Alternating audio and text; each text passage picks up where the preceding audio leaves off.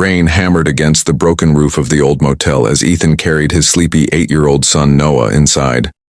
It had been a long day at work, and all Ethan wanted was a warm shower and a quiet night. But fate had other plans. As they approached their room, Ethan froze.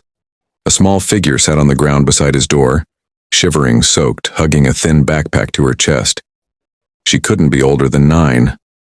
Her hair dripped water, her clothes were torn, and her big brown eyes stared at Ethan with a mix of fear and desperation. "Dad," Noah whispered, tugging his shirt. "She's freezing." Ethan knelt down slowly. "Hey, sweetheart, are you okay? Where are your parents?" The girl shook her head, her lips trembling. I'm not allowed to say." That answer chilled him more than the rain. "Are you hurt?" he asked gently. She hesitated, then lifted her wrist. Red, swollen, and wrapped in something that looked like a piece of an old t-shirt. Ethan's jaw clenched. He opened the door. "Come inside, you'll get sick out here." "No, I don't want to be a problem," she cried, stepping back. "You're not a problem," Ethan said softly. "Just for tonight, you can warm up and eat something, that's all." Her eyes filled with tears, but she nodded. Inside, Noah rushed to get her a towel while Ethan heated up some soup on the tiny motel stove. The girl watched them, as if she had never been treated with kindness before. "What's your name?" Noah asked, handing her a blanket. She hesitated again. "Lila," she whispered. It wasn't her real name. Ethan could feel it. But he didn't push. She ate slowly at first, then hungrily, as if she hadn't had a real meal in days. Every few minutes, she glanced nervously toward the window, her fingers gripping the blanket tightly. "Lila," Ethan said gently, "is someone looking for you?" Her spoon clattered onto the floor. They will be. And if they find me here, you'll be in trouble." Her voice shook. "You shouldn't have helped me." Ethan exchanged a look with his son. "Trouble or not," he said carefully, "you're safe here tonight." But Lila didn't relax. Instead, she whispered the words that made Ethan's blood run cold. "My dad, he's the one everyone in this city fears, and he can't find out I'm gone." And Ethan had no idea he was sheltering the missing daughter of a billionaire. The sunlight slipped through the thin curtains of Daniel's small living room, landing softly on the little girl curled up on the old couch. Her tiny hands clutched the blanket he had given her, and her long lashes rested gently on her cheeks. For the first time since he found her trembling in the rain the night before, she looked peaceful. Daniel stood quietly, a mug of coffee warming his palms as he watched her. It had been a long time since he'd seen a child sleep so calmly. Not even his own daughter, Lily, who often woke from nightmares.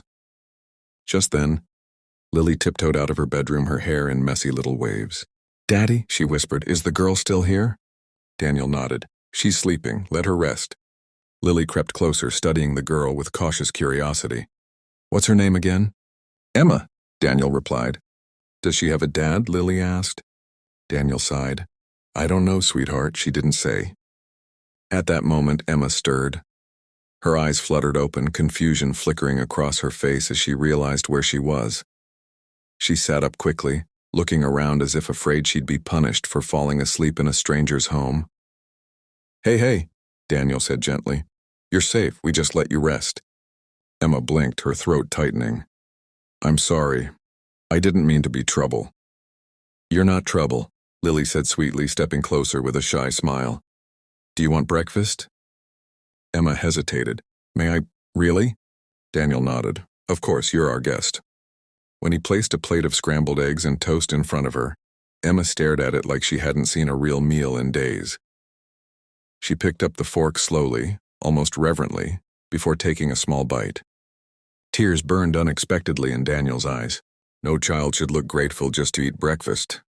"Emma," he said softly, "can you tell me where your home is? Or who I can call?" She froze.